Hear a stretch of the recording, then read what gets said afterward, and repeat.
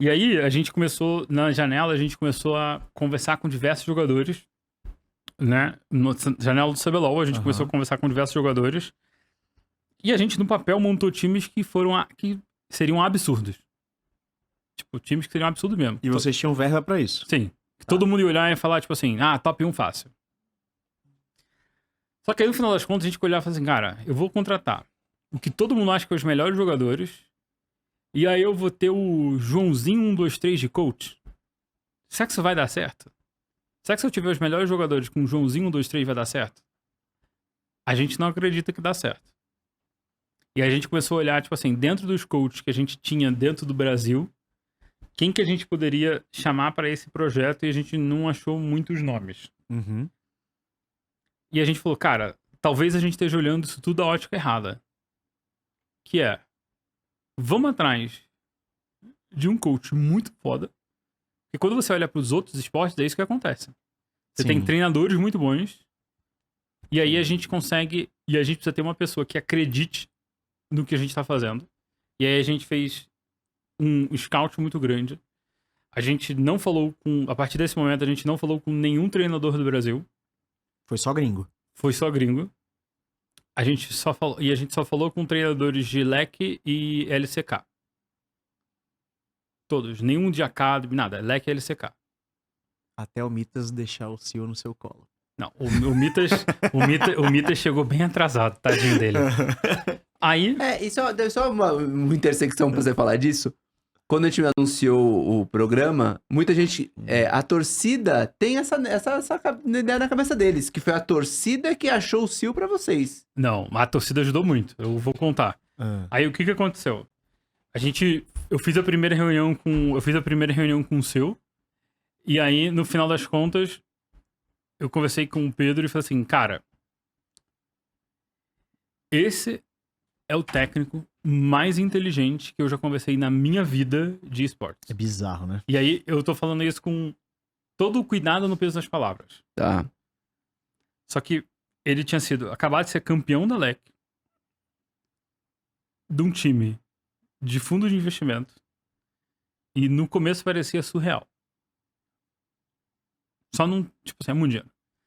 E aí eu falei, cara, a gente precisa... Aí o Pedro, não sei, você tá exagerando. Falei, conversa com ele. Aí a gente marcou uma segunda conversa, aí a gente conversou com ele e falou, cara, esse cara é bom pra caralho. Esse cara é muito inteligente. E aí, nesse momento, ele começou a fazer coisas em português, porque a gente tem um outro projeto muito ligado à comunidade, que a gente vai anunciar em breve também. Uhum. E ele começou, tipo assim, cara, deixa eu ver se o Brasil pode ser o país pra gente poder soltar esse projeto. Ah, o projeto dele lá. É nosso. Ah, você também tá? Aham. Pô, esse projeto é foda. E aí, ele começou a fazer isso, aí a comunidade comprou, teve uma galera aí que fala que não sabe, mas tudo bem. Ixi, Maria, eu não entendi, né? Sobre... Não, Tá, a galera que beleza. fala, o cara deve ser uma farsa, ou o cara... Lembra? Ah, tá, sim, no início, quando ele ficou falastranzão, pá. Mas era tudo um plano, galera. E aí, a gente começou a conversar com ele, avançou pra caramba, a gente explicou toda a metodologia, ele trouxe também as coisas que ele acreditava, e é muito baseado em ciência, muito baseado... Porque, assim, acho que a grande diferença do Brasil é que não existe a profissão de treinador. No Brasil, você tem, sei lá, educação física, que o cara vira... Depois ele vai fazer um monte de curso, ele vira. Mas nos Estados Unidos, isso é uma coisa que é muito comum, né? Nos países de primeiro mundo, é muito comum você ter o treinador. O cara, tipo assim, o que você quer ser na vida? Eu quero ser treinador universitário de futebol, de vôlei, de basquete. Então ele tem muito disso dentro dele, mas ele, por exemplo, tem formação em economia, se eu não me engano. E aí, conversando com ele, aí foi o momento que a gente já tava, tipo assim, a gente já tinha falado bases salariais, a gente já tava em conversa, desde então a gente já tava em conversa através do manager dele, mas eu já tava em conversa direto com o CEO da Heretics ou era Heretics, né? Heretics, ele passou por Heretics e Rogue, mas acho que Não, ele tava na Heretics no final. Eu já tava em conversa com o CEO da Heretics, inclusive o manager do time na época era um cara que veio até pro Brasil, lembra aquele jungle francês Aranaui. Aranaui. Exatamente. Esse cara que era Aranauer, era por aí, era nome de aranha. Escreve assim. Então É ele isso era aí. o manager. E aí no momento que a gente estava discutindo, por exemplo, proposta financeira, duração do contrato, o Mitas fez o post. E o Mitas foi lá e fez o post e falou assim, torcida da PEN, vamos lá, tá dado o aval, vamos falar com o cara. E começou, tipo, a fludar a timeline dele. Aí ele falou, tipo assim, cara, a galera do Brasil é apaixonada por LoL. Literalmente ele falou, tipo assim, que porra é essa? Porque não existe isso na Europa. Assim, não existe essa... Os times na Europa são muito grandes, o cenário é muito desenvolvido, mas não existe essa paixão que a gente tem Ninguém de perto. pelo jogo. Uhum. Né? A gente tá vendo alguns movimentos parecidos com o Brasil lá com a Carmine Corp, Sim, né? verdade. Mas isso é uma coisa que até então não existia. E aí a gente entendeu que, cara, pô, você pensa igual a gente pensa igual você, a gente quer fazer isso acontecer. A gente deu uma proposta financeira absurda. Eu... Sei lá, é muito boa mesmo. Talvez ele seja o... Treinador mais bem pago da história do Brasil? Ah, isso com certeza. Tá. Com certeza. Então, por quê? Mas é que eu acho que talvez seja... É, A peça mais bem paga? provavelmente. Caralho! E aí a gente entendeu, tipo assim, Mais cara... que os céus? Caralho! E aí... Tem que começar a pedir uns Seven Kings aí, irmão. Tá Porra, ele queria que eu levasse ele pra uma macaceia aqui do John Sakamoto. Você que tem que me levar, seu safado, E foi né? no Habibs fazer o quê, irmão? Você tá me levando no John Sakamoto, tá? É isso, vamos lá. Mas é porque tem que viver a cultura do país. Entendi. Tá, entendi. Sabe por quê? Uhum. Isso é uma coisa que a gente tem na Cage. Isso é da Cage, tá? Tá. A Vocês gente... levam todo mundo no Habibs. Não, a gente... Não, esses jogadores. Mas a gente, ó... A gente não premia os jogadores pelo resultado. Tá. Porque 2-0 é obrigação. Sempre. Ganhar é sempre obrigação. Ô, louco. A gente... Só que nem sempre acontece, tá tudo bem. Mas a gente premia pelo esforço. Então, por exemplo... É altamente improvável você ver, por exemplo, a Cade postando foto num restaurante pós um resultado de 2-0.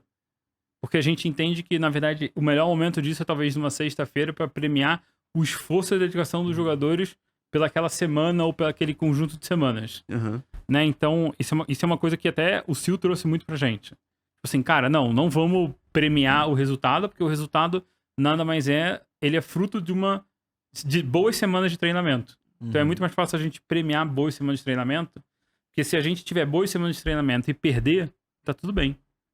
Mas se a gente só tem semana ruim de treinamento e continua ganhando, vai ter uma hora que a gente só vai perder. Sim. Né? Então a gente trouxe isso. O que aconteceu? O Mitas foi lá, fez o post, hypou pra caramba o Brasil pra ele. E aí a gente fechou o Sil. Aí a gente falou, cara, vamos montar o time então. A gente olhou as peças que a gente ainda tinha disponíveis, tinha dentro da Cade, e a gente decidiu quais que ficavam, e aí, falando de quais ficavam, ficou o Gigo, né? A gente entende que o Gigo é o nosso, que a galera gosta de chamar de franchise player. A gente confia muito nele, a gente tem um relacionamento muito bom, acho que ele tá muito feliz, a gente tá muito feliz com ele. Ele é um moleque muito da hora, né? E evoluiu muito, amadureceu bastante. E aí o que a gente fez? A gente usou, por exemplo, a gente conectou uma ferramenta ao API da Riot pra gente poder escanear as solo kills tanto da LEC quanto da Coreia. A gente, se eu não me engano, eu não tenho certeza se a gente foi pra NA ou não, eu acho que não, mas tem chance de ter ido. Porque a gente fez em 3... A gente foi Brasil, Europa e Coreia. E aí a primeira análise foi uma análise gigantesca que até a inteligência artificial fez pra gente. A gente fez um shortlist de menos jogadores, sem nick. A gente tirou o nick de todo mundo, fez um shortlist também, e aí a gente botou o nick. Foda. E aí tinham jogadores que já eram de times brasileiros, tinham jogadores que só não dava contratar. Por exemplo, na hora que você faz um shortlist desse, o que você acha que aparece como mid na LCK? Exatamente. Aparece um faker. Tipo, porra, nem não adianta nem mandar uma mensagem lá pra esse KTO. Quanto que você vende? Não venda. A presidência do Brasil e mais umas 8 empresas. Petrobras, aí ele vai. Exato. E aí o que a gente pegou? A gente ficou assim, cara, de todo mundo que é plausível, quem que são os melhores, e a gente começou a entender também, tipo assim, qual que era o fit de um jogador com o outro. Porque não adianta eu pegar um jungle que só quer jogar com recurso, com um AD que é carry, com top que é carry, com mid que é carry. Não vai dar certo. Sim. É por isso que eu acho que muitas das vezes a gente tem essa mística no Brasil que super time não dá certo. Porque o que é o super time? São 5 Você jogadores pega que carregam, o né? melhor top, com o melhor jungle, com o melhor mid, com o melhor AD. E normalmente, o que são os melhores? Pra comunidade. O melhor normalmente é o que mata mais. Uhum. Mas pra matar mais, você precisa de quê? É recurso, exatamente. Todo mundo demanda recurso. Recurso é finito, não dá pra ter recurso infinito pra todo mundo. É. Porque senão aí até a gente jogava, né? Se Exatamente. fosse recurso infinito, Aí é eu tranquilidade, jogava pô. CBLOL. Não tem condições. E aí a gente montou esse time desde o momento que a gente trocou a abordagem pra essa, que vocês apelidaram de Moneyball, a gente conseguiu montar o time que a gente queria com todas as peças que a gente queria. Isso eu acho que é uma parte importante, então, porque muito se fala que o Seal teve essa mecânica e trouxe pro Brasil, só que como você falou, isso era um plano da Cade que o Seal também gosta e vocês se juntaram nesse objetivo. Sim. Eu acho que, tipo assim, uma coisa que definitivamente o Seal agregou foi essa análise mais profunda de dados, mas muitas das coisas que a gente fez de forma manual, a gente tinha chegado no mesmo resultado que a inteligência artificial. Mas o problema é que a inteligência artificial chega no resultado em segundos, né? Mas eu acho que a gente ficou muito feliz com o time que a gente montou. Eu acho que tem bastante potencial. E aí nisso, por exemplo, a gente montou um Academy muito baseado pro que a gente queria, porque eu também não acredito de você ter um Academy talvez com 5 pessoas que nunca jogaram, porque se você quer desenvolver e tem 5 pessoas que nunca jogaram, é muita variável nova o tempo inteiro. Sim, então você precisa de pessoas que nunca jogaram, com pessoas que têm um pouco mais de experiência. E uma coisa que a gente acredita é que, tipo assim, cara, por que precisa, em esportes, por que precisa existir um limitante de idade? Não é um esporte físico. É um esporte da mente, é um esporte sobre gerenciamento de estresse, é um esporte sobre convívio em grupo, sobre resolver problemas e, cara, pelo menos se eu olho pra mim, olho o Hugo de 33 e olho o Hugo de 23, eu acho que o Hugo de 33 faz isso muito melhor que o de 23. Imagina do de 18. Eu concordo plenamente. Então, por isso que a gente olhou e a galera falava, mas o Leleco é muito velho, mas isso aqui... Cara, acho que não, acho que é muito sobre dedicação, é muito sobre como que ele entende. Eu tenho um cara que, por exemplo, ele é um dos primeiros a chegar no computador, um dos últimos a sair, analisa todos os jogos dele 200 vezes seguidas, tá super dedicada. Por que eu vou achar que por ele ter, sei lá, 20 e pouquinhos anos, ele não merece uma chance? E eu sempre dou esse exemplo quando a gente fala desse assunto aqui. O Kenji, ele é um dos fisioterapeutas mais famosos do esporte aqui no Brasil e ele cuida de vários jogadores, não só de LoL. Ele é fisioterapeuta do Fallen, ele é fisioterapeuta do Saci, ele é fisioterapeuta de um monte de gente e ele mede o recurso de reflexo, de velocidade e o maior índice do Kenji é do Fallen, o jogador mais velho do Brasil. Né? Então esse negócio de que eu perco reflexo, não sei o que lá, balela. Você tá comprovado. Você perde reflexo se terminar o jogo, se for pra balada, se você for pro bar. Exatamente. Aí você perde reflexo. O Fallen tá computado com dados, ele é o maior resultado físico do Brasil de todos os esportes, né? Então isso acaba sendo balela. Cara bom, pô.